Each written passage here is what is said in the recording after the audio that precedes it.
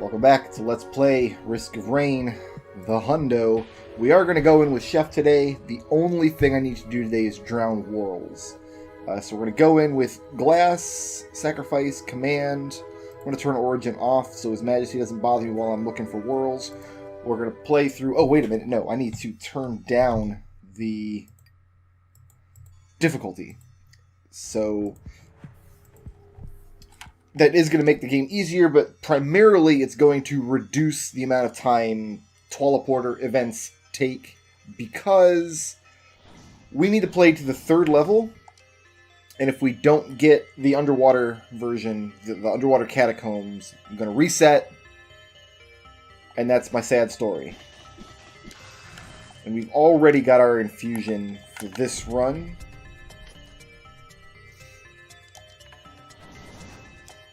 But yeah, I did the math, and we've got to go through 2 teleporter events to see level 3. If I decide to just do one run and keep looping until I get the catacombs, I've got to go through way more teleporter events. We only have to do teleporter events for levels 1 and 2 to see what version of level 3 we got.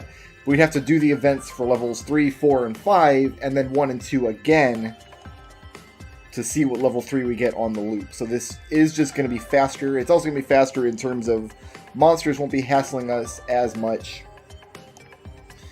And like I hope we get it on this run, because getting infusion within the first minute of the game is pretty excellent. It's excellente. Of course, I gotta find the teleporter before I can do anything about it, but this should be the last achievement we need to get, is drown 20 Whorls. Whorls are the snail-like creatures that live in the catacombs, and you drown them by knocking them into the water, and we found last video that the Chef's sear attack is perfect for this job. I don't know if I can safely stand there or not. There's my Hoppo Feather that I'm going to take. That's not a Hoppo Feather. Whoops. I got to... Well, you know what? We got a filial imprinting then. Okay. Instead of a Hoppo Feather, because I didn't push the button correctly. When you push the button incorrectly, you end up with the wrong item. And now that's my sad story. 2 minutes into the episode, and we have 2 sad stories already. This is the very saddest episode of Risky Rains. It doesn't get sadder than this, folks. This is like all of your childhood dogs crying out in the night because the cats are picking on them. Do you guys have that experience that if you have cats and dogs, that the cats like to pick on the dogs? I haven't had a cat as a pet since I was a very young child. Very, very young child. My parents had cats. As an adult, I'm allergic. As a child, I don't think they bothered me, but I feel like that's an allergy I developed as I got older. But we used to have a...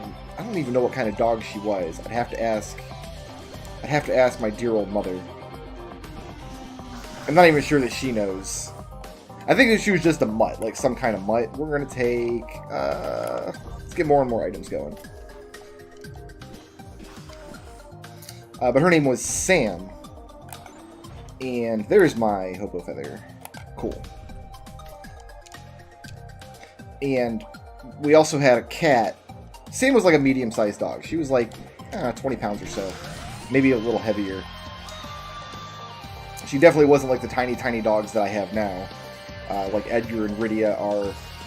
I think Rydia is officially bigger now. I think she is... She's got to be 5 pounds something. And then Edgar, last time we weighed him, was 5 pounds, like 5.1 pounds. But that was with all of his hair, and he's since got a haircut. Every couple months, we basically just shave him down to the pink skin, more or less. He's a really hairy dog, because he's part Maltese, so he has long hair, and it can be hard to keep up, and it's hard to keep him brushed, and he gets stuff stuck in it, and you gotta wash him all the time. It's just easier to give him a haircut every couple months. But I'm pretty sure without his hair, he is under 5 pounds. I'm almost positive of that. So I think Rydia is bigger now. But this dog, Sam, she was a medium-sized dog. She was not a small dog. We had a fat-ass cat.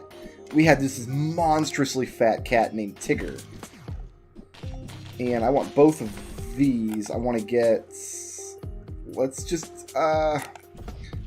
Grab Mysterious Vials for now. Long-term survivability is the name of the game. We want to make sure we can get to level 3 and see what we get. Tigger was probably also like a 10-pound cat easily.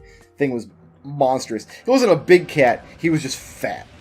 He was fat because he was just a fatty fat cakes. And he used to pick on our dog all the time.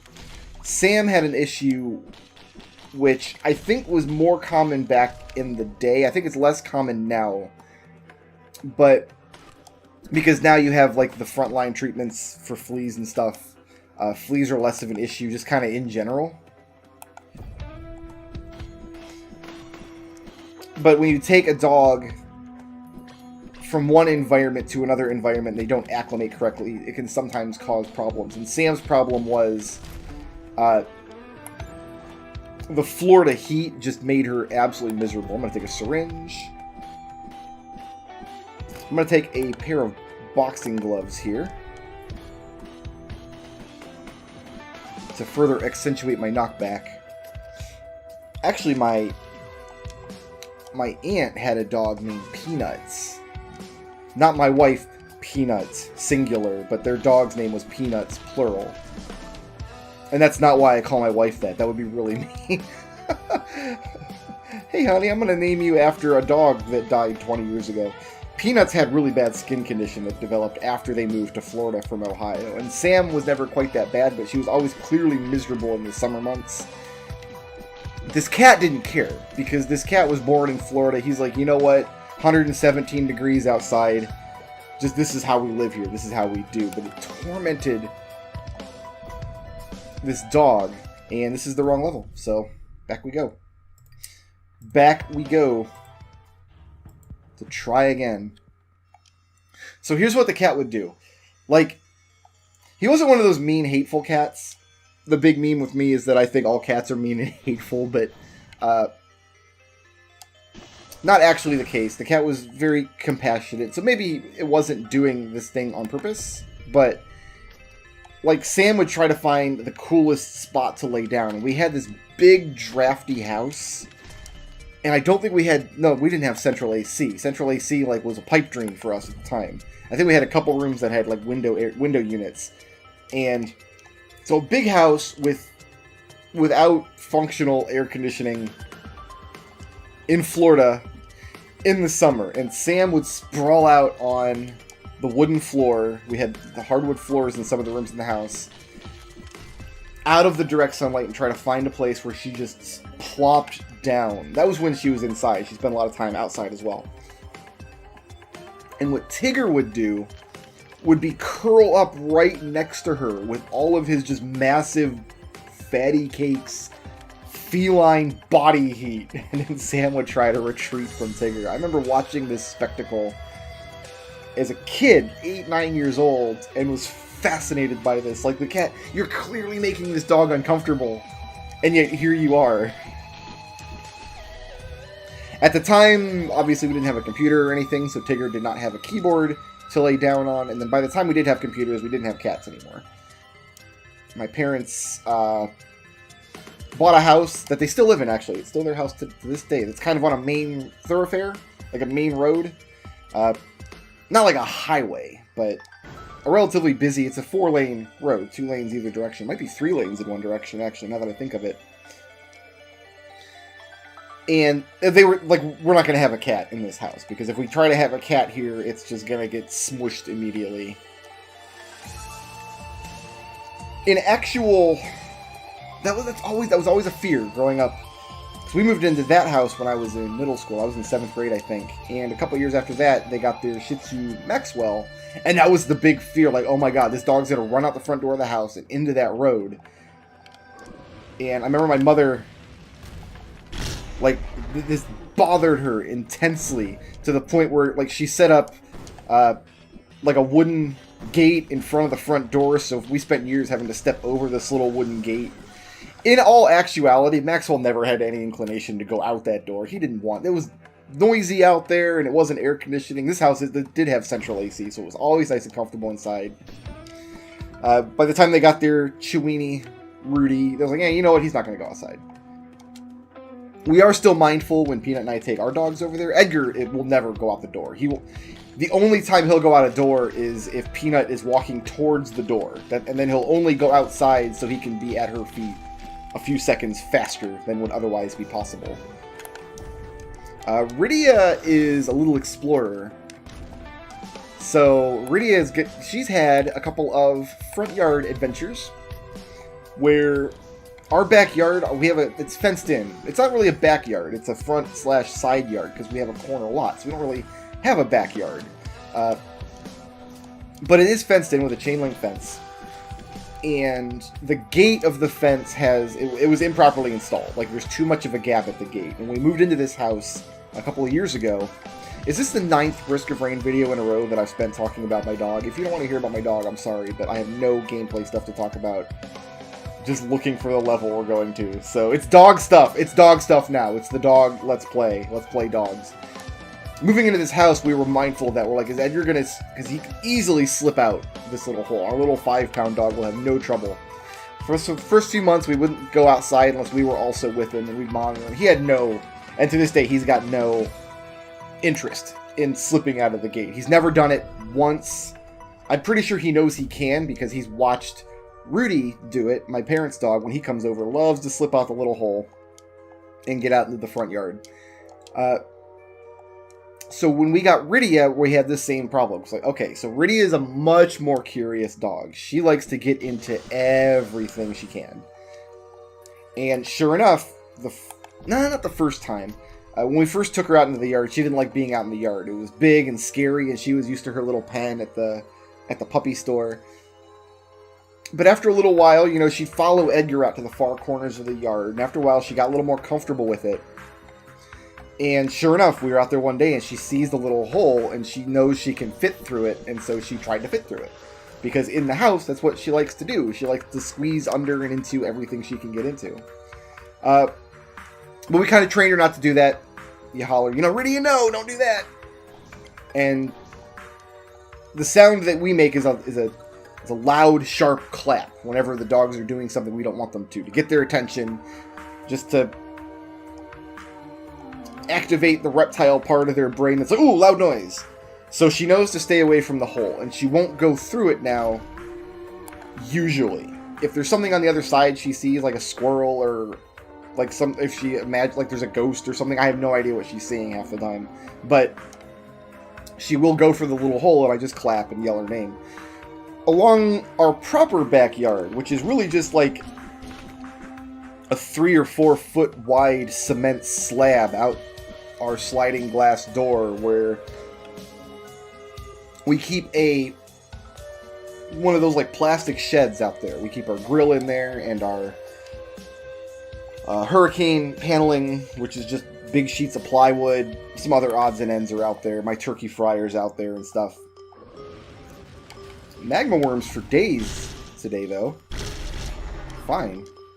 Let's not screw up getting the hopping feather. And because we don't have a proper backyard, this shed is just kind of squeezed into this space between the house and the chain link fence on the other side of our concrete slab. In what I think is a violation of some kind of building regulation in the city of St. Petersburg, because the shed does count as a freestanding structure, I don't think we're allowed to have it in the place we have it, but whatever, we have it there, and so far the city hasn't cared, so... But there is space on either side, and when we first put the shed there, one side of the shed has big sheets of wood that wouldn't fit inside the shed, which are kind of damaged and rotting now because they've been rained on, and it's kind of gross out there right now. And the dog, Edgar at least, can't go that way because he can't squeeze in underneath where this wood is kind of leaned up against the shed, and he can't get up onto the wood because then his feet are not on solid ground. Like, I think he could physically traverse the space if he really wanted to, but it doesn't occur to him because it's not flat ground. It's at a steep angle.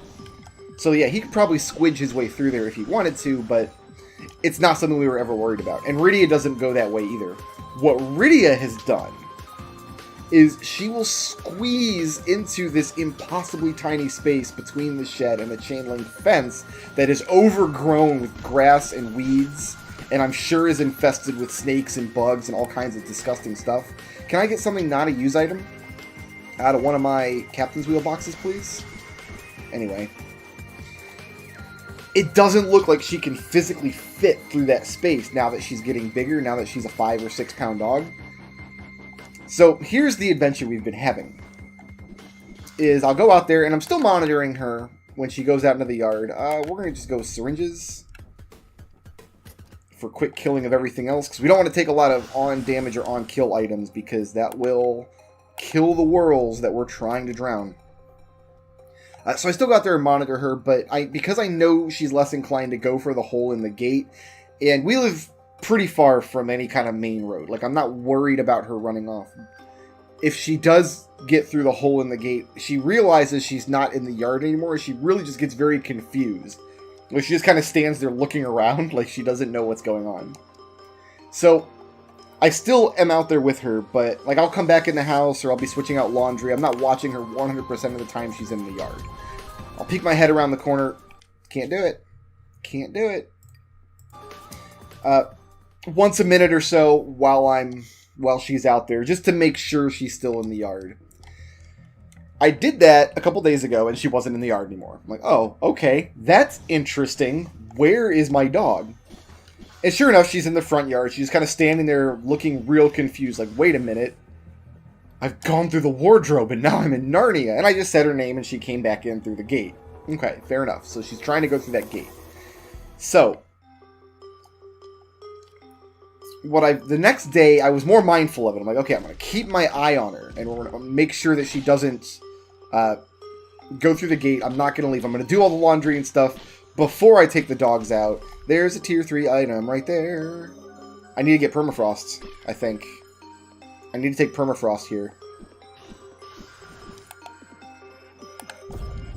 Ooh, there was a tier 2 there as well. A harvester's sickle. Okay. Okay.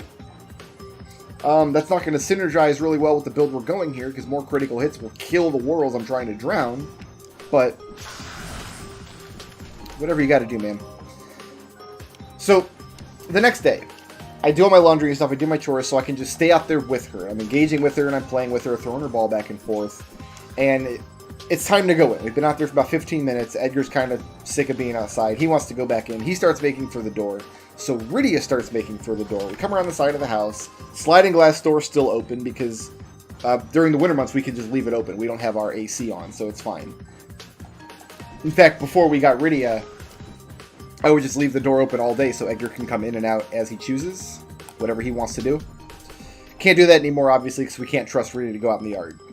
Going to the door, and instead of going into the sliding glass door, Rydia runs to the side of this shed and squeezes into this impossibly small space and just disappears into the tall weeds and grass there. And I hear the chain link fence rattling as she's making her way through. So it's like she's struggling against this fence, and sure enough, on the other side of our shed is another old gate that we have locked shut that she's able to squeeze through and get out into our driveway, then out into the front yard. I'm like, oh, okay. So that's fun. She's doing that now. We have a couple of great big soup pots that we don't keep in that. We just don't have anywhere to really put them. So in practice, they kind of just hang out in our backyard, filled with overturned so they don't fill with rainwater. And then, like once or twice a year, Peanut will be like, "Hey, I need the big soup pot cleaned because I'm gonna make something."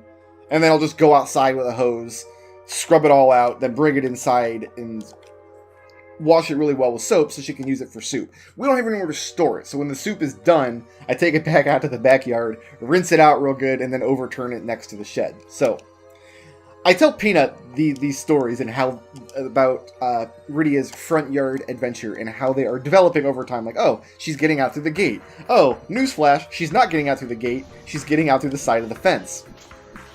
So I tell her all this. She takes Rydia outside, and she comes back inside. Her hands are, like, coated black with dirt and what I think is, like, charcoal residue from the grill. She said, okay, I moved the soup pots to the side of the shed so Rydia can't get out. She's not going to be able to climb over the soup pot. She will eventually. And right now, though, she doesn't realize she can jump. She doesn't... This is Edgar's only solace in life right now, is Rydia does not realize she can jump. So Edgar can get up onto a couch or onto our bed or something, and Rydia can't follow him there. Unless we put him up there, which I do all the time because it's hilarious. I hate Edgar, and anything I can do to make him more miserable makes me really happy. So when he jumps onto the couch to get away from Rydia, I immediately put Rydia next to him. I do this to him every day.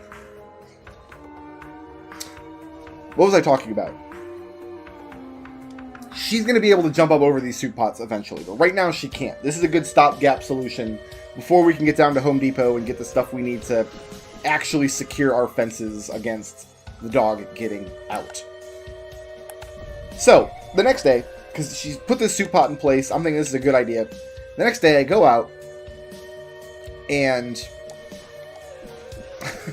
because I know she's not going out through the gate, I kind of trust her a little more. Like, okay, I'm going to let you guys out in the yard. I'm going to go into the laundry room and change out the laundry. Look back in 2 minutes. I know she's not going to go for this gate. But she's not in the yard. Like, that's interesting. I go around the back of the house, and sure enough, Peanut has only blocked off one side of the shed with this big soup pot. And it's the wrong side. And it's probably because I didn't tell her which side Rydia had got out on. So she's thinking, oh, it's got to obviously be the side where there's more space, even though there's this thing of rotting wood here that Edgar would never run on. Apparently Rydia is doing it, so she blocked off that side of the shed.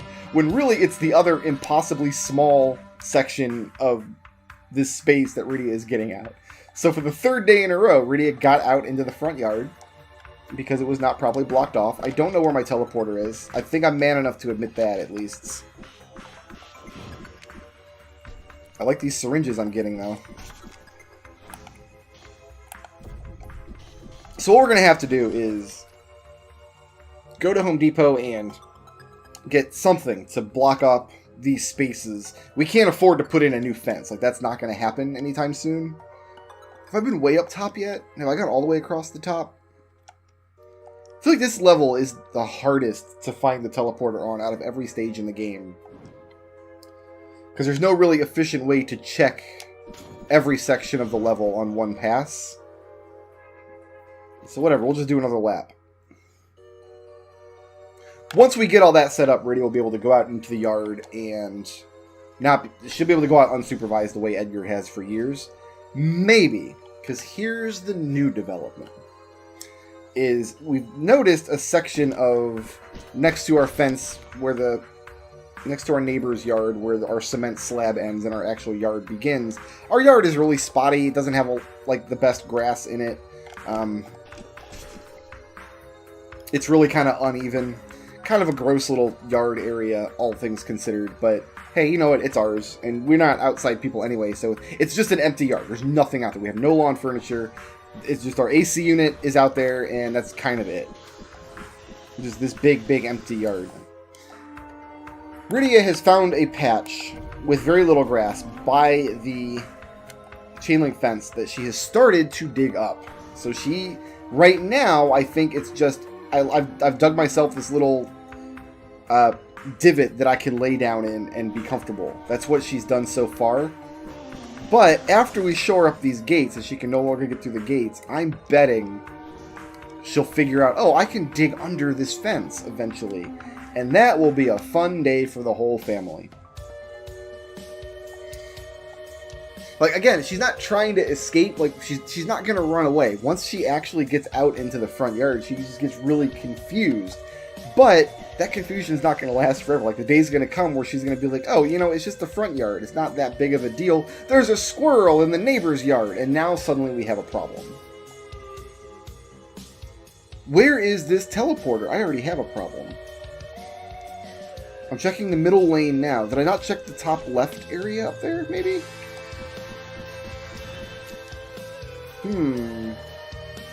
It's gotta be, right? Because we've already been all down through here. We have not gone up to the very top left. Did we? Yeah, because there's dead monsters up here. Did I just walk past it and it's hidden in like some of these little mushrooms or something? This is not supposed to take this long. Huh. Rydia's not outside right now. Edgar's outside, but Rydia, we set up a little playpen. There it is. There, top right, okay. We set up a little playpen in the living room. I think I talked about this in the last video, where she is right now. Just kind of chilling. Chilling like a villain. What's my boss? Is it Magmorn? I want a Magmorn. Can I Magmorn, please? It's the Wisp. I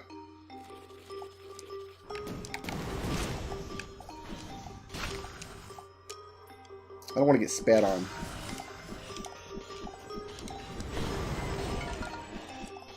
Another tier 3. I'm gonna have to think about that. Let's go over here and make a kill floor away from our teleporter so we don't accidentally activate the teleporter when we're picking items. I really want to see a tier 2. I kind of wish that tier 3 was a tier 2 so I could grab my infusion. I wouldn't have to play so carefully in the next world.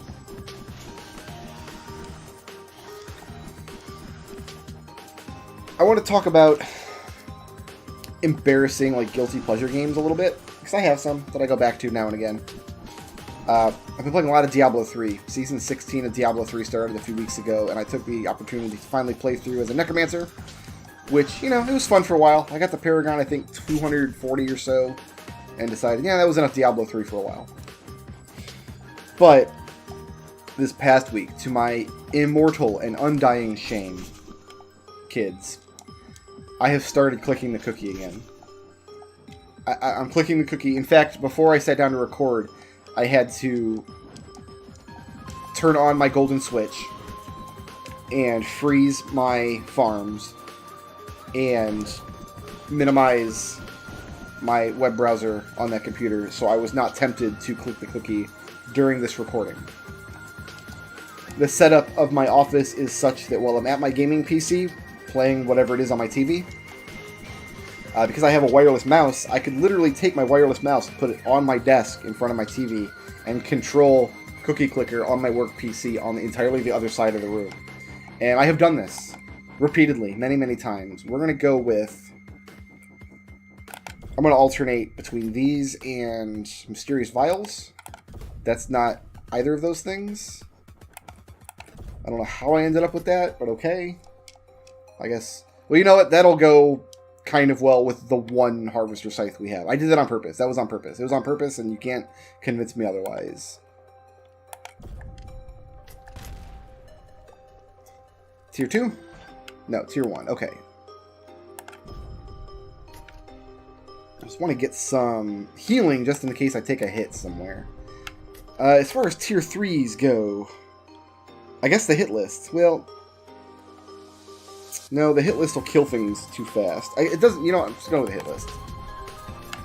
It's not going to matter that much. Come on, take me to the underwater catacombs. I can't believe it. I think we have equal chance of seeing either of the level 3s. I think it's a 50% chance of each. So we've just gotten the coin flip wrong 3 times in a row. I think idle games as a genre are interesting. They're cool ideas. Cookie Clicker is the most active idle game I've ever played. And I've played it on and off since it launched in, what was it, 2014?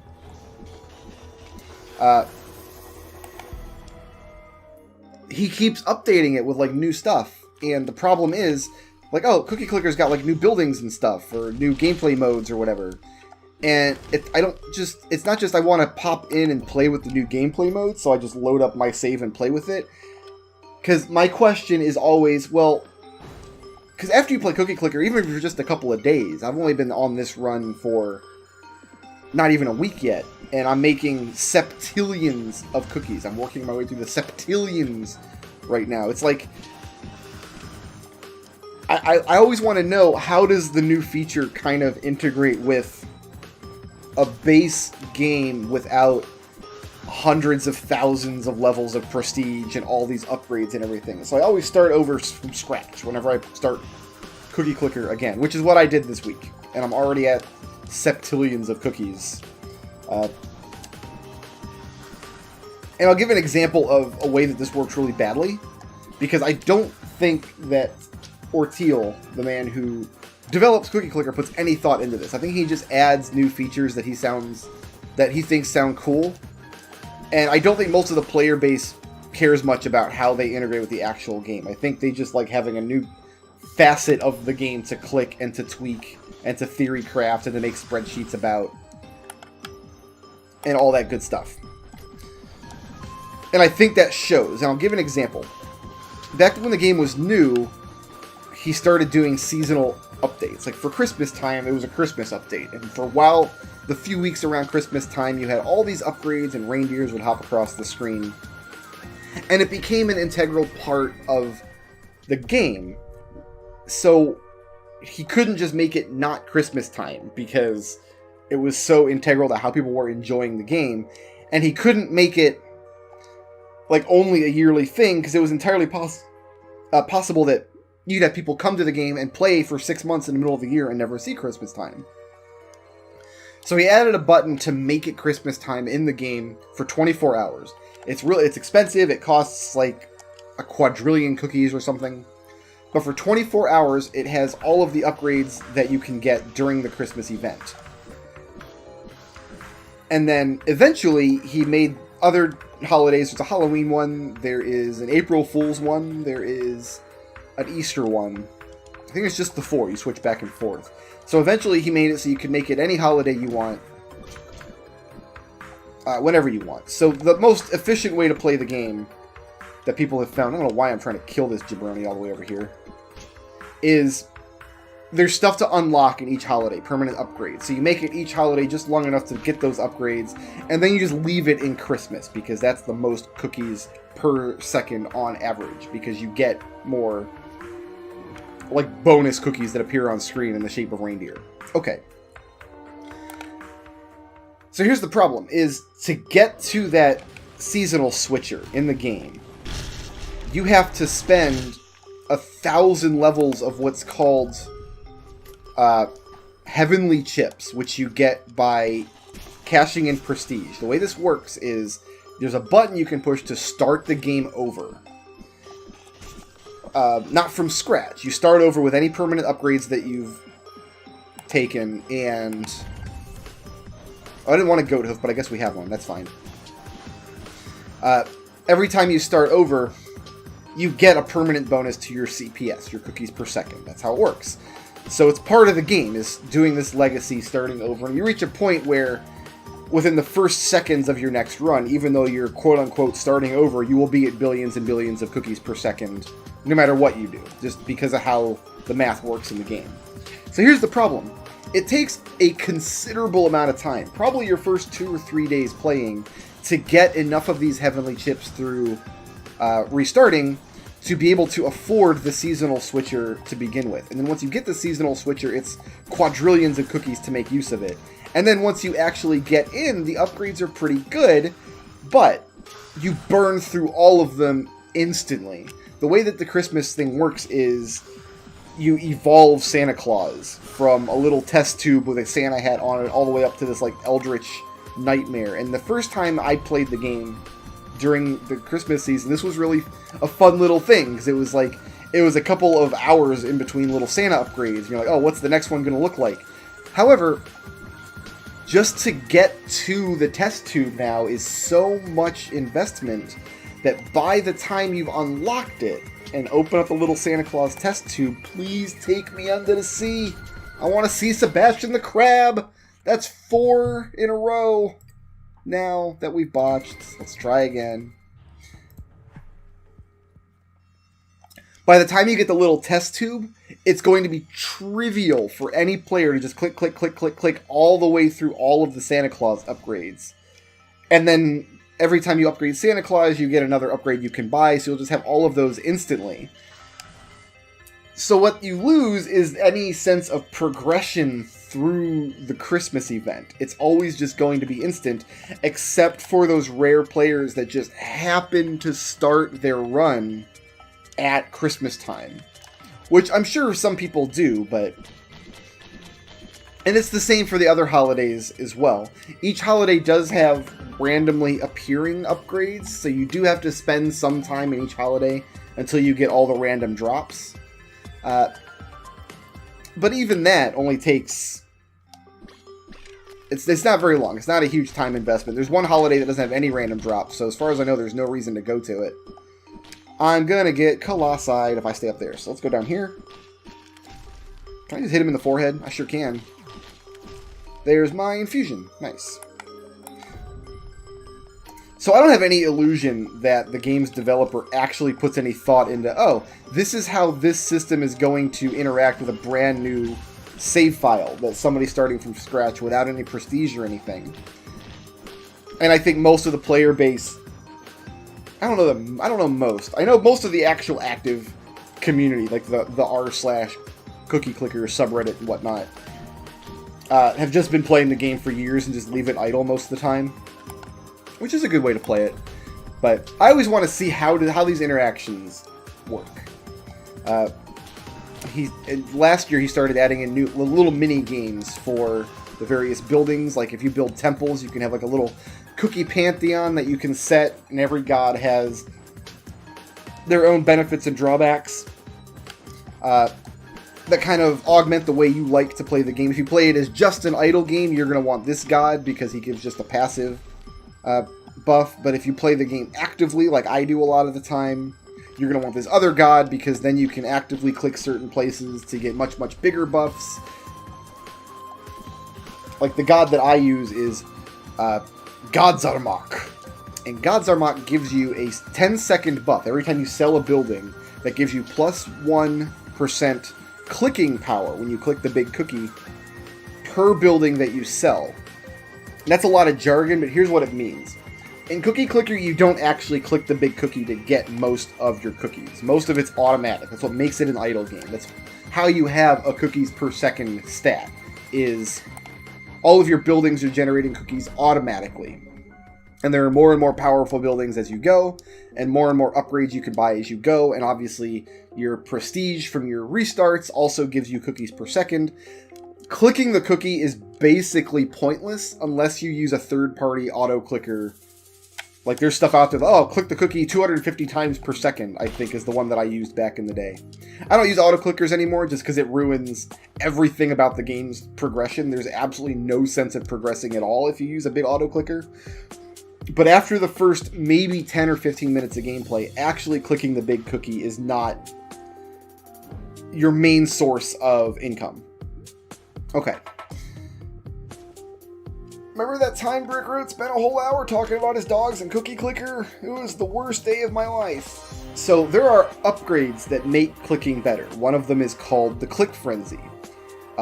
Every click is worth, I think, 777 times as much as your CPS for the duration of the Click Frenzy buff. And if you get that buff, for a few seconds, you get back the fun of having to click to get cookies. Just for a moment, just to get it back.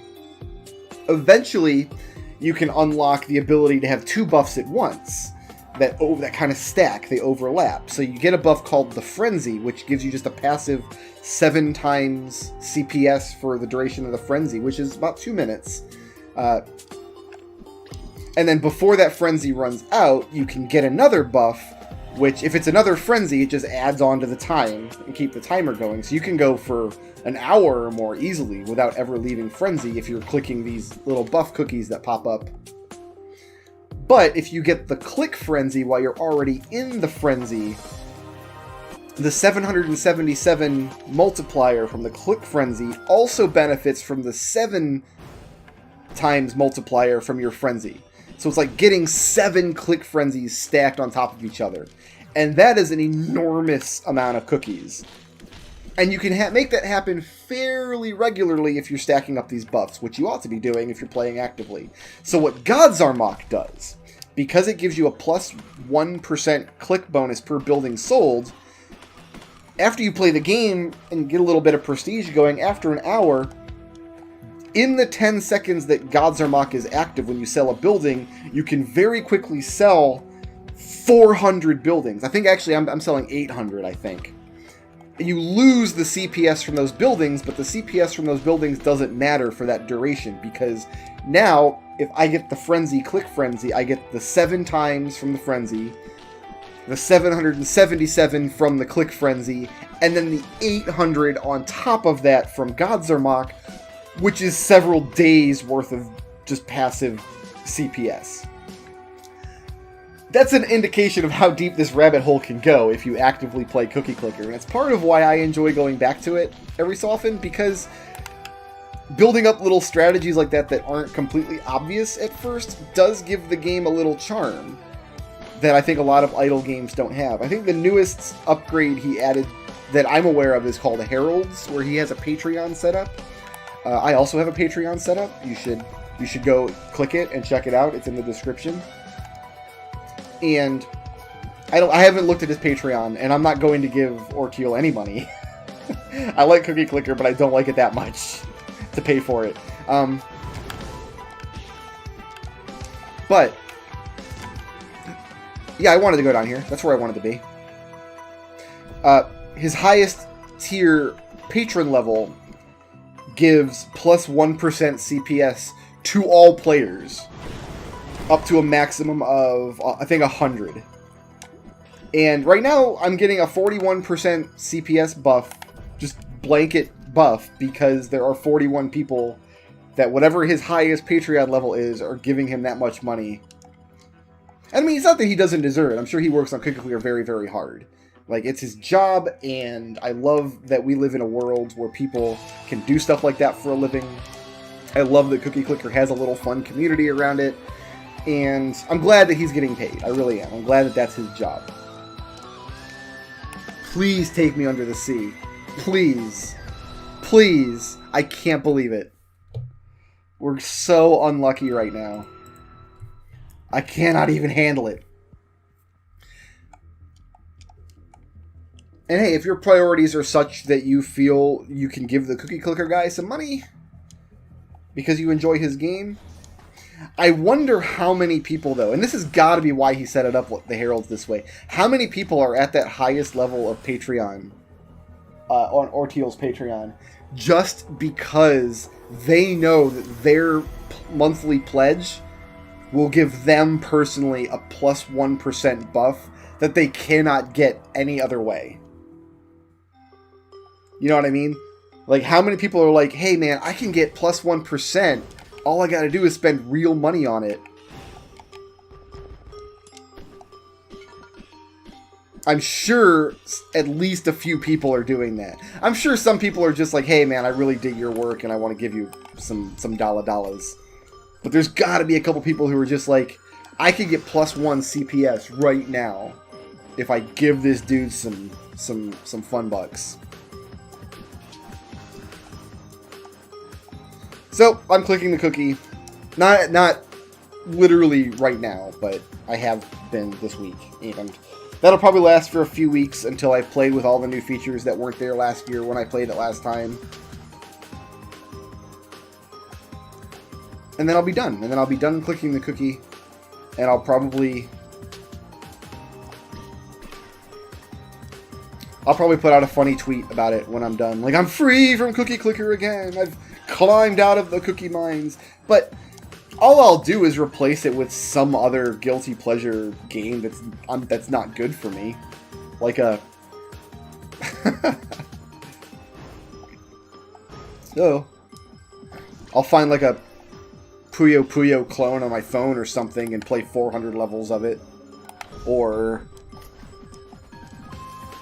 I don't know. I don't know what I'll do. I used to think of things like that in terms of time that you're wasting, because clearly I'm not getting anything out of Cookie Clicker. It's not doing anything for it. It's not making my life more enriched or anything. I used to look at it like those kinds of things are just bad for you and you need to cut them out of your life. For a long time I viewed MMORPGs like that, even though I used to play them all the time. Like back when my World of Warcraft account was very active. I played World of Warcraft for a couple of years.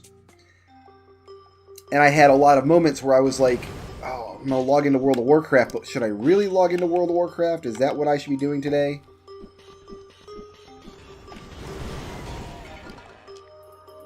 When I could be doing something more productive or playing a game that I know is more fun instead of the grindy MMO. And even though I don't play MMOs anymore, I've kind of softened on that. It's like, you know what? Play the thing you want to play in the moment when you want to play it. Is kind of where I'm at now. So I don't feel bad about Cookie Clicker anymore. I mean, if I ever really did, I'm not even... Like, I've never regretted the time I spent with Cookie Clicker. Okay, that's probably not true, actually. That's probably not true. There's probably been... Because there have been nights, especially back when the game was new, where Cookie Clicker was like the main focus of my attention. So I had to click every single golden cookie, because what if I missed one of the buffs? Huh? What if I missed out on one buff and was running slightly inefficiently for 2 minutes?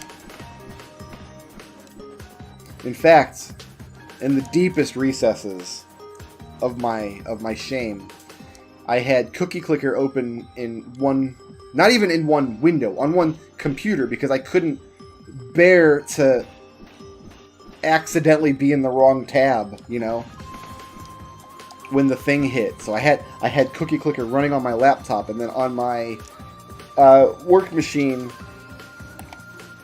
I was watching Salty Bet. Hey, we made it. We made it to where we need to be. We made it to where we need to be, and I like it here, and I'm very, very comfortable right now. And now we can start drowning worlds. Salty Bet, do I want to say was? I don't know if it's still around. You're thinking I'm going to hit this teleporter as I walk past, just on instinct, but I didn't. Everything's fine. There is a fighting game maker software called Mugen. And I think Mugen stands for something, but I don't know what it stands for. I think the original intent was, it was software for making fighting games the way that RPG Maker makes RPGs. Like, the idea originally, I'm sure, was, this is how you make your own personal Street Fighter, okay? It's an amateur game development tool. The way Mugen eventually got used, and the way you'll always see it if you look it up on Twitch or something nowadays, is people make custom characters and just put all of their custom characters into a big slurry. Oh, I don't want that ukulele. That might make Worlds more interesting. Anyway. So nobody's actually making like a game with Mugen. They're just making custom characters and then throwing their custom characters against everybody else's custom characters. And by custom characters, I mean anime girls. That's every Mugen is anime girls. Okay. So, this Twitch channel got set up. Salty Bet. And Salty Bet was, you get some kind of fun money, whatever their proprietary Salty Bet currency is, and they show you the 2 randomly selected out of this enormous pool of hundreds and hundreds of custom Mugen characters. It's going to show you who's up next, and you have 60 seconds to put in your bet. You can bet as much little fun bucks as you want on whichever character you want, and then if you win, you get you get the odds of the bet. You get more money, and then if you lose, you get to go in the Twitch chat and cry about how mistakes were made. And it was just fun to watch. The matches would take a few minutes, and then you spend a few minutes placing your bet. You listen to this guy's like J-pop Spotify playlist. It's just a fun thing to have going. So, here we go. This is what we're looking for. No, I need you to come all the way over here. And all the way to the end. He dead.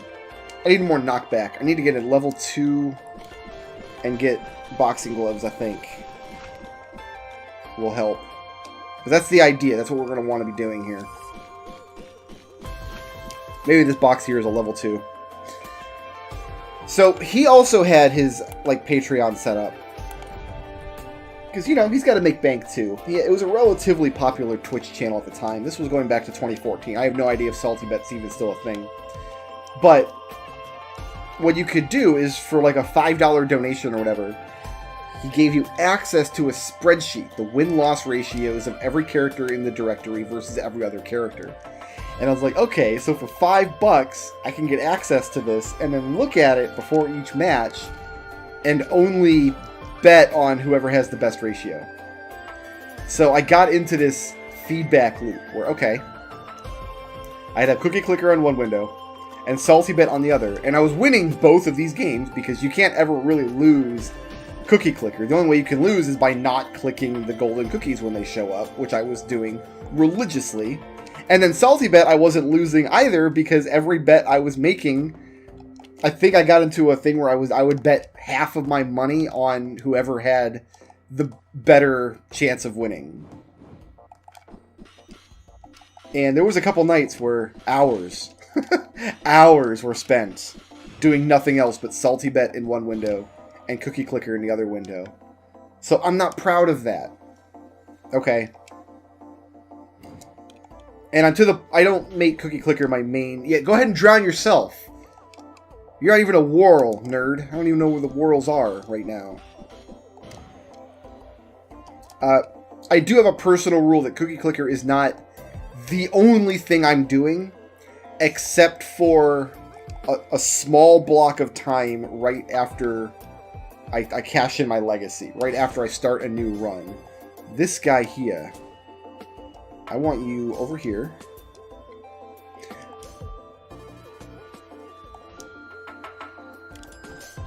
There's one. Farewell! I don't know if we have to drown 20 Whirls in one session, or if I have like a number of Whirls I've already drowned that I'm adding to, but when you first ascend, when you first cash in your legacy, this one up here is not... Well, I don't know. I might could push him off. He might go somewhere useful. The game does require your attention for a little while, because you've got to click through like hundreds of upgrades quickly. Where's he going? Where's he going? You drowning yourself? Not quite. And 2 blasts kills him. Too bad. The Whirls will get stronger as the timer goes on, though. I know there's a box over there I can open. Here's another one. Pop that one. It's a tier 1. Pop this one. It's a tier 2. I want boxing gloves. You're never going to be drowned, so I'll just go ahead and kill you. Actually, you know what I'm going to take is goat hooves for a little while. To be more faster. Because the idea is I'm going to try to get around to the other side of them while they're stuck in place firing their little loogie shot. And goat hooves will help with that. So that's what we'll do. Yeah, it takes about 10 or maybe 15 minutes when you first do an ascension. Which I'm doing an average once a day or so. I'll do an ascension, cash in my legacy, buy my new legacy upgrades, and then starting a new run, you've got to buy hundreds of buildings and click through hundreds of upgrades. Go through all of the Santa Claus evolution and all that stuff. It takes about 10-15 minutes, and it just goes faster if I just say, alright, I'll just take 10 minutes and clear for a little while. I don't think there's anything wrong with just playing it for a little while. Like playing any game on your cell phone. But after that 10-15 minutes, I'm always doing something else. Like I've been, ooh, I can probably drown, right?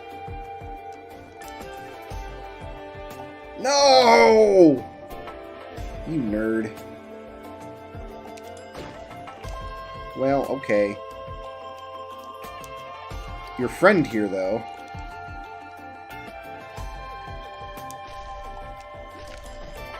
There he goes. Like, this platform here, setting them off to the left is probably going to be the best way to do this.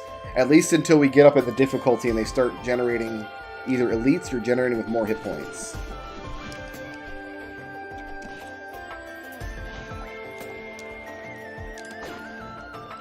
I'm just going to grab more boxing gloves, I think. There's a couple of them up here. I got to try this, right?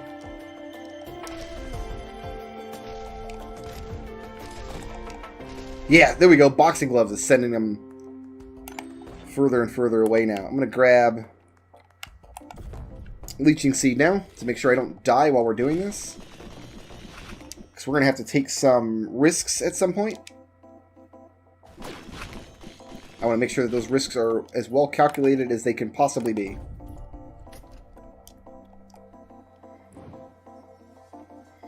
I did see a YouTube video that kind of upset me the other day. I kind of get upset in general at this rash of, here's the problem with, like, whatever movie videos. Because, like, there's no problem with it, you just didn't like it. That was the problem. The problem was you didn't like it. You're going downtown. See you later. Like, I like really well-researched and, like, well-mannered critique and analysis videos on YouTube. I just watched one today for Fallout 76. I'll never play Fallout 76, but I enjoyed listening to somebody knowledgeable talk about the game's issues and why, like, theories on why it's in the state that it's in. And even, like, some of the stuff that it did right or could have done right. But there is this rash of just clickbaity, this game sucks and here's why, and I get really burned out on those, because most of them are not well-researched or well... I'm starting to learn how to kind of lead them down in the hole, too, which is helpful. Well, yeah, let's face it, most of them are not well-researched. Most of them are not well-intentioned. They're just... I don't like this thing, so I'm going to make a 20-minute video railing about it and saying bad words, and then I'll put up a clickbait thumbnail. In fact, there was a video that I have scripted in its entirety, and I actually started recording and getting footage for, and the title of the video was Metroid Fusion is a garbage game that belongs in the garbage. And the reason I scrapped that idea, even for a blog post, which is where most of these video analyses that I never get around to making end up as blog posts,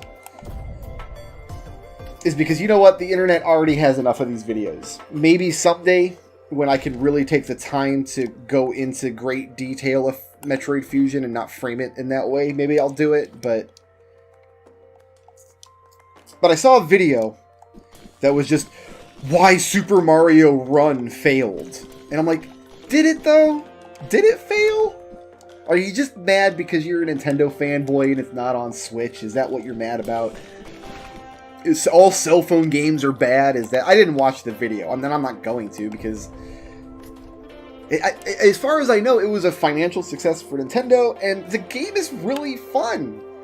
It's not a super meaty game. You're not going to get 300 hours of play out of it. You're not going to, like, really dig into it like you would Mario Odyssey or even 3D World or something, but it's a cell phone game. You're supposed to play it sitting at the bus stop or in an airport terminal, and it doesn't bombard you with stupid microtransactions. The game costs $10 and then you just own it, which I really like. I play through all the levels. I log in sometimes and play through some of, like, the little challenge runs they got. It's just a fun little diversion starring Mario. What could possibly be in a video called Why Mario Run Failed? That's worth listening to. I could not think of a single, even, like, devil's advocate argument that merited that kind of attitude, so I didn't watch the guy's video. And I'm not going to, but it did kind of... Doesn't the internet have enough of that content now? Do we still really need that kind of stuff coming out? At this point, it's like every game that comes out has a video like that. Like, all the problems with blah, blah, blah. A couple years ago, I wrote a big, long blog post called The Warts on Breath of the Wild, because I just finished Breath of the Wild, and there's a lot of negative things. And going back to, like, I don't think that's what I did. I think in the blog post, I did a pretty good job, all things considered, of laying out, like, hey, here's why I didn't enjoy this game, and I couched it with, I'm really happy that people enjoy this game. Like, I'm glad that a lot of people got exactly the game that they wanted, and I don't think Nintendo should change the game just for my account. Like, you know, I try to be even-handed about it. I didn't phrase it as, this game has problems and here's what they are. What box is this? I don't even... Oh, it's a tier 2. Okay.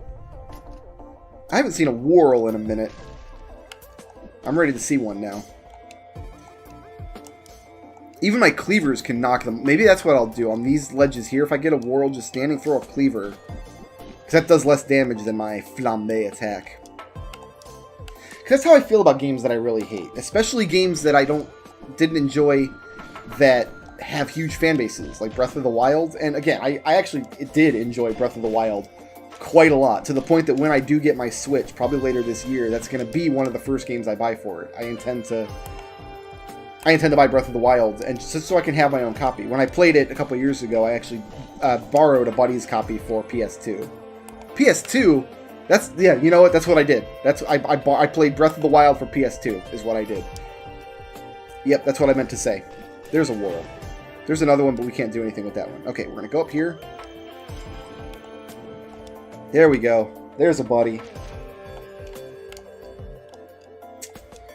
Down here, all the fish is happy, as out through the waves they roll. On land, the fish ain't happy. They sad, because they in the bowl. But fish in the bowl is lucky. They in for a worser fates. One day, when the boss gets hungry, guess who's going to be on the plate? Oh no.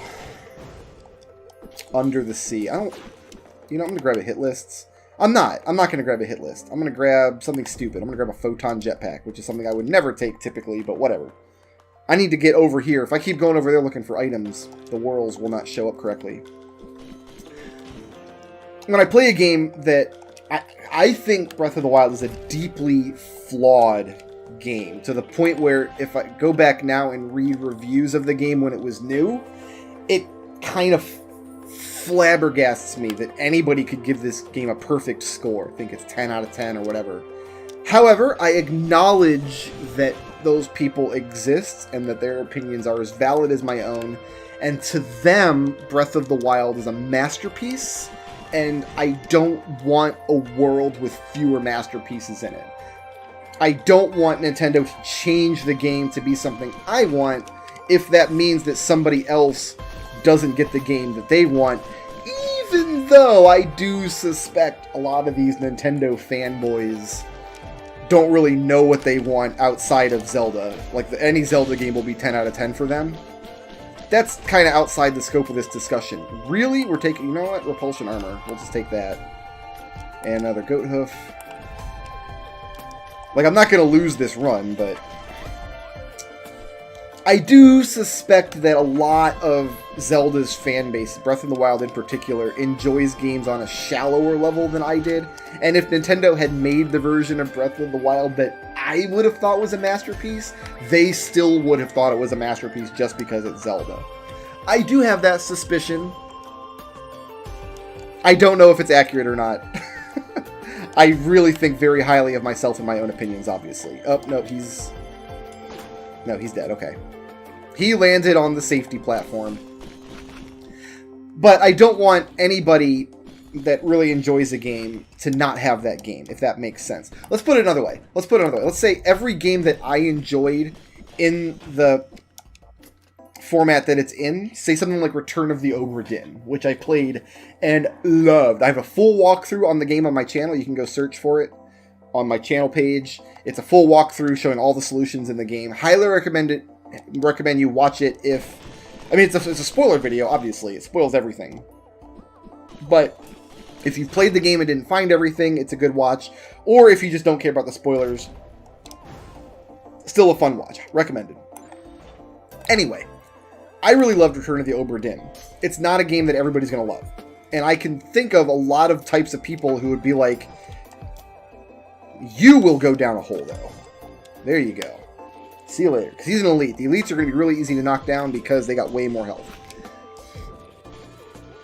I can see a lot of people playing... It is ostensibly an adventure game, but I can see a lot of people who play kind of modern adventure games, like a Telltale-style story game, play Obra Dinn and be like, this game would have been way better if XYZ. If it wasn't this and this and this. If it was this and this instead.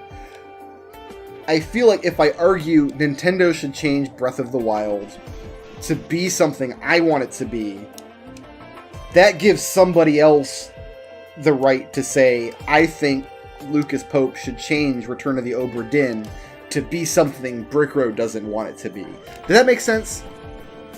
Sometimes I get exactly the game that I want. In fact, just last night on stream, I played a game called Lara Croft and the Guardian of Light. It was fun as hell. Exactly what I wanted. I can't think of how I would change the game to make it better or more fun. Or like, I'm sure a lot of people were really upset with it. I'm told that it started life as a mobile game, like it was originally designed for Android phones. Or I guess I should say Android devices, Not every Android device is a phone. Really, he survived, but he just landed on the next pillar over. So right there, just because people are just down on cell phone games in general, that's why so many people, this is what's wrong with Super Mario Run. It was on cell phones and not on the 3DS. If it was on the 3DS, it'd be way better. Again, I haven't watched that guy's video. I don't know if that's his argument, but it would not surprise me. I would put money on that being his argument, actually. But yeah, I mean, a lot of people, it's not a typical Tomb Raider game. It doesn't have the style of Tomb Raider gameplay. Neither the style of the old school games, which were kind of level-based tank control run and guns, nor the style of the new, God, I say new, but it's 7 years old now. The style of the modern Tomb Raider games, which are kind of these open-world crafting system style situations. I don't know where that box showed up. It's somewhere. It's somewhere, that's for sure. Okay, we gotta take care of a missile elite before the worst happens and we get missiled in the butt. Okay, is this guy also a missile elite? Yes, he is.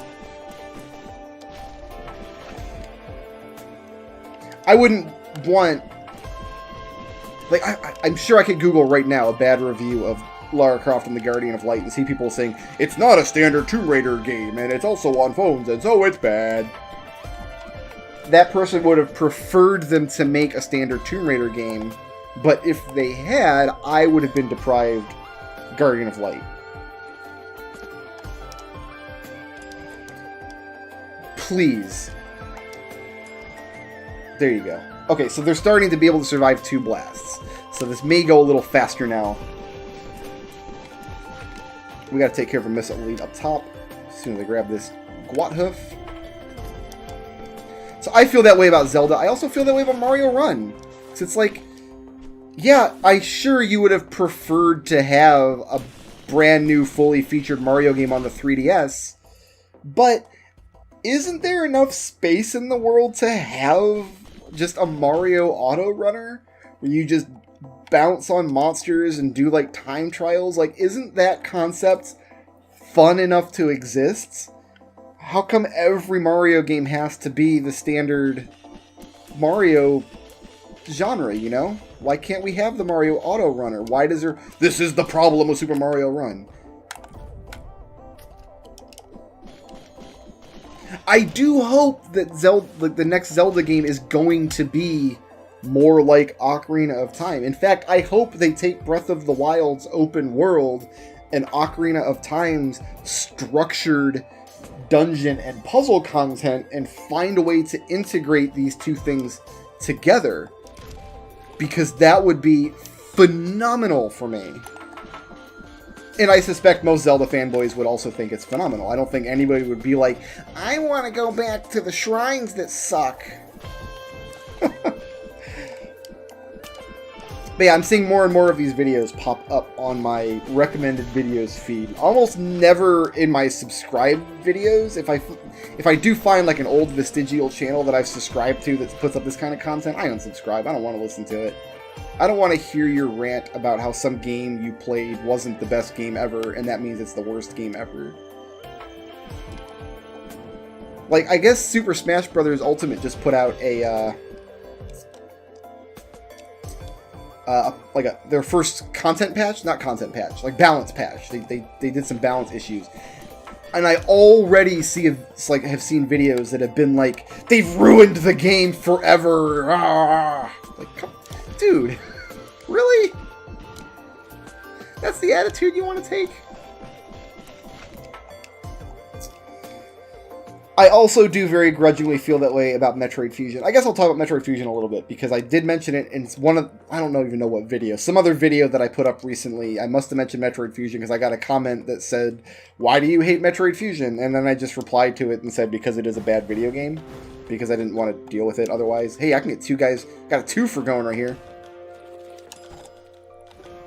Oh, okay, I didn't get him close enough to the edge. There we go, the 2-fer. I love it. Alright, see you later. So, I'm going to summarize a little bit of what might have been in that script that I wrote a couple years ago. Okay. I want you to picture a Metroidvania-style game. And to be more broad, the term I actually like to use is freeform platformer. That's a little more of a mouthful, but I think it's more descriptive of what the genre actually is, because most of the genre aren't really like Metroid or Castlevania games.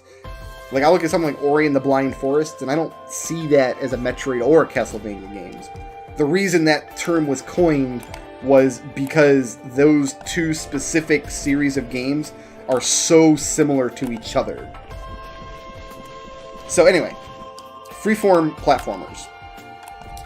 I want you to think of like the generic freeform platformer, like just the bare bones, no frills. You're probably thinking there's a world, there are gates, and the gates open as you find abilities, and that's really all that is necessary to land in this genre. If there are gates and you open the gates by finding new abilities, you're in the right ballpark. For years and years and years, I thought I didn't like Metroid Fusion because it just wasn't as good as Super Metroid. Because Super Metroid did things that were so special, and Metroid Fusion doesn't do any of those things. Here's the way I think about it now. If you take this generic, like, milquetoast, middle-of-the-road, bare-bones game that has... Oop, I'm going to kill him, I guess. He spawned in while I was cleaning house up here. I do see this guy up top, though, that I will take down downtown. There goes one of them. There goes another one. Where are we landing? Where are we landing today?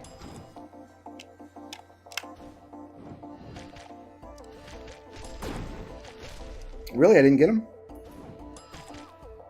Come on! There we go. Just nudge him off with the cleaver. Most good freeform platform games have that milquetoast kind of center. There are gates and you unlock them with abilities, but add something on top that makes them really, really good. For example, Guacamelee adds this incredibly fun combo fighting system. Okay? And there's my Cheevo. Beautiful. That's the last Cheevo we need, and now I can go to the end of this game. Like Guacamelee's fighting system would be something really, really interesting that it adds to the genre that makes that one game special. It takes the skeleton of the freeform platformer and then adds something else to it. Shantae games add this really charming Saturday morning cartoon cast of characters that you don't really get anywhere else. And also the gameplay based around transforming into animals is really interesting. It's a little something a little different. Yeah, they're just abilities. You're still just getting like a wall climb and a ground stomp and stuff. But it's a little flavor that other games in this genre don't have. Incidentally, that's also why Shantae and the Pirate's Curse is my least favorite in the series, because she doesn't have transformations in that game. She just gets generic upgrades, the way way Ori and Alucard do, the way Juan does in Guacamelee. But that's what the Shantae series does different. It's a Saturday morning cartoon structured as a freeform platformer. What I came to learn as I looked at it in this light is Super Metroid's claim to fame is its ability to sequence break that is so extreme, to the point people do insane, the reverse boss order run, the low percent run. Some of this is because the game is glitchy and you can do exploits that make the game do things it wasn't intended to do. But some of it is just, it was designed to be completed in a couple of different ways. You can see it in the world design. You can see it again in Zero Mission when they do the same thing. They put thought into it. Let's design the game so you get this cool item, but let's also design the game so you don't need this cool item to progress.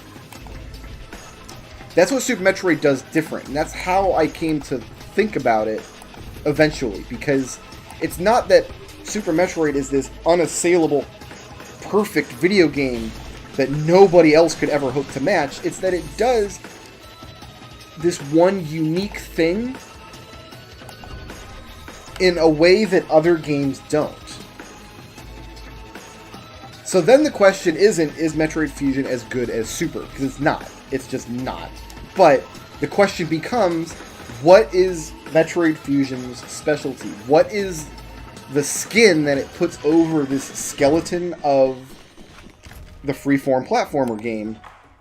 And the answer to that question is Nothing. There's nothing there.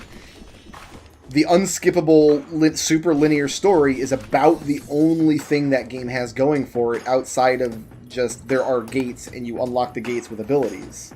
That's really it. And that really gets to the heart of why I don't think it's a great game, because if you just take a game that says there are gates and you use abilities to open them, you haven't made a very good game. There was a time when that was a very interesting idea, but that time was 30 plus years ago now, okay? Back in the NES days. You can't get away with it in, 2001, 2002, when that game came out. A lot of platformers weren't coming out at that time, but pretty much every 3D game was structured like that. Okay, like every Mario game, every Zelda game that came out was structured like that. There are gates, and you get abilities to open up new areas. All the collectathons, the Ratchet and Clank games did quite a lot of that. And so, like, we had moved away from this linear game structure to a more freeform, not quite what we would consider open world today, but yeah, you look at a lot of the adventure games from that era, that turn of the millennium. What does Metroid Fusion offer on top of just being ostensibly a freeform world that opens as you get new abilities? And the answer is, it's linear plot, and the plot was bad, and it's unskippable, and it's constant, and it gets in the way of everything else the game is. So, I've definitely gone into detail in other videos why I don't like Metroid Fusion, but the question did just get asked of me today. Not today, I think it was yesterday. No, you know what? Technically today, because it was after midnight. So I don't mind taking a little bit of time and going into the nitty-gritty of it, because it was many years before I was able to really articulate, you know what, there's more to this than just, like, yeah, I don't like the game because it's not as good as Super Metroid. That's clear. Like, it's just not. But there are lots of other games that aren't as good as Super Metroid, like Guacamelee and Shantae and Ori and the Blind Forest, that I do enjoy quite a bit. Why do I like those games and not this other game? Or Metroid Zero Mission, you know? Like, if the only reason I don't like Fusion is it's not Super Metroid, then obviously I shouldn't like Zero Mission either, because the game is also not Super Metroid. But Zero Mission takes that core gameplay loop of the freeform platformer, and it adds on something worthwhile. The developers from the game said, okay, people liked sequence breaking, let's design a game meant to be sequence broke. You can skip almost every upgrade in Zero Mission. You can finish the game with very, very little equipment. And even though the sequence breaking is not as organic in Super Metroid, it's much more wink, wink, nudge, nudge. But it's there, and it makes the game really special. And they cut down a lot of the mandatory plot, talky nonsense that bogged down Metroid Fusion. But that was never going to be the draw for me. Like, even if Metroid Fusion had a terrific plot, because that's something that I would say, like Ori and the Blind Forest. A lot of people love that game's plot. To them, that might be what sets it apart from other Metroidvania titles, is that it has a great plot that I love. For me, Ori's claim to fame is not the plot, but its visuals, like its aesthetics. The game it's so beautiful, it's visually stunning, to the point where it can be a detriment to the gameplay sometimes. But there's no other Metroidvania title that looks quite like it. Or at least not until Ori and the Blind Forest 2 comes out.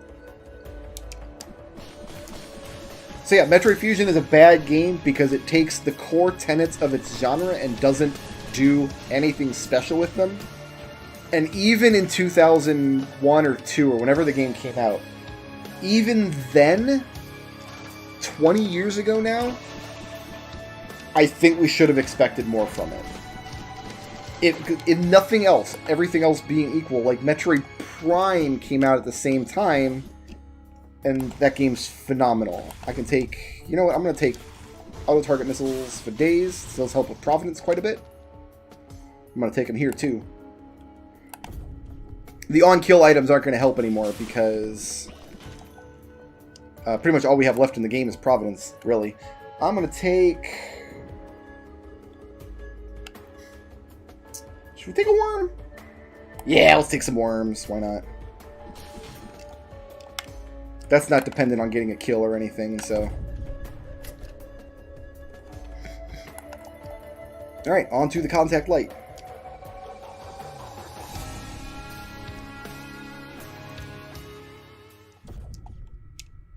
Ooh, can I get all the way up here?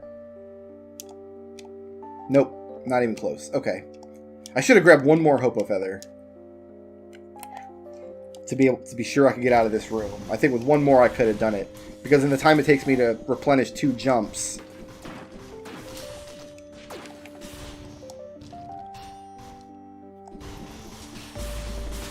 My photon jetpack would have recharged. Let's grab mortars for this last level.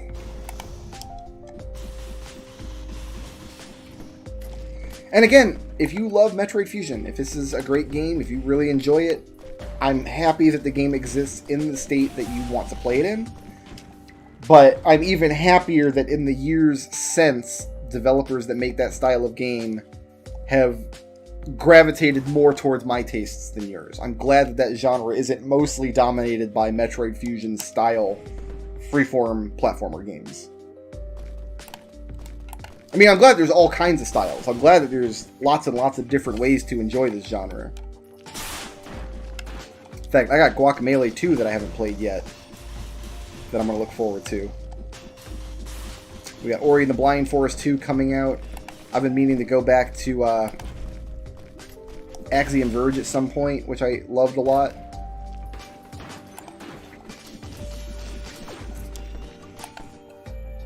I'm gonna take a golden gun. Take a golden gun and build that meter. I can't even see the golden gun meter though. Yeah, I can. I see it on the side there. My goodness, there's so much garbage in the way. We're only gonna get about halfway filled before we gotta fight Providence, but that's fine. I could get it all the way filled if I want to do a full clear of the level, but I don't want to do that. And you can't make me.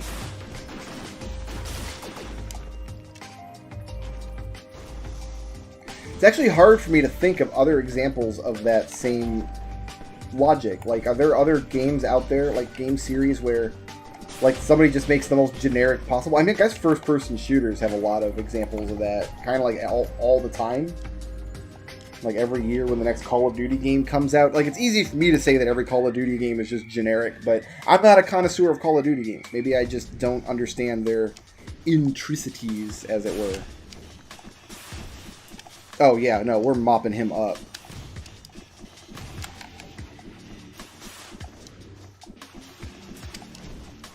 Mopping him up.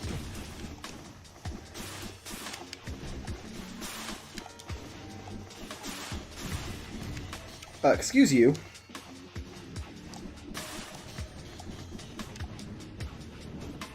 I don't have to hit him in order to get missiles out. It just shoots missiles as I go. Like, as I'm firing, missiles will just come out randomly.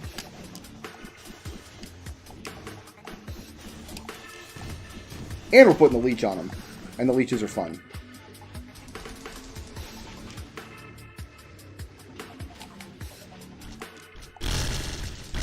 No more worms.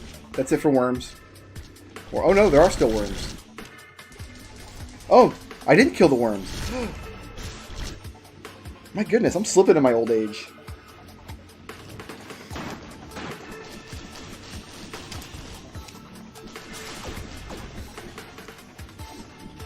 I'm not going to grab an item during the Providence fight. Like, that would be stupid, but...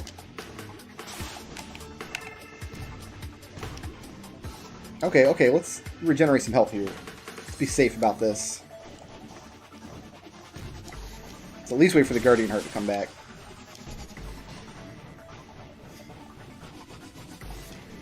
My auto-target missile's doing some real work for me. Unless he puts his shield up like he does. Woo! Let's get out of there. I got hit by his knock-up attack. And then he sworded me. I'm going to wait for the guard. Oh, there it is. Guardian Heart's back. Beautiful.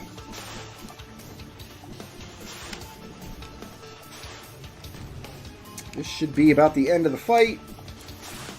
Got him. And we're done. So that was the last stubborn achievement. And so it left, entirely forgetting its previous purpose, which was to make delicious food for the denizens of the Contact Light. Denizens? Passengers, maybe. Or crew, I guess. I don't know that the Contact was a passenger vessel. Excellent. Okay. We will just double check that was the last achievement we needed. And then I think it's just going to come down to these last monster logs and making sure we get every item. And then that'll be the hundo. It might actually display hundo before we pick up every item, but I do want to pick up every item just to have the screens complete. We unlocked filial imprinting, which we actually took from command this time. So, yeah, we got to pick up. This is the interstellar desk plant, I think, which we've never picked up ever. What other items? That's it, the interstellar desk plant. So next time we see a tier 3, maybe we'll just grab it real quick to get the last item. And then this is the Ancient Wisps drop item. And the reason we haven't seen a lot of these is because they don't show up on command. So we got to turn command off to get those. We still need 4 monster logs. We're looking for the Ancient Wisp, we've got Cremator, the Toxic Beasts, the Scavenger, and Ifrit. And then that's, I think, it. All these are done. All these character achievements are done and done. We're sitting at 96.1%. I guess next video is a breaking run. You guys want to see a breaking run?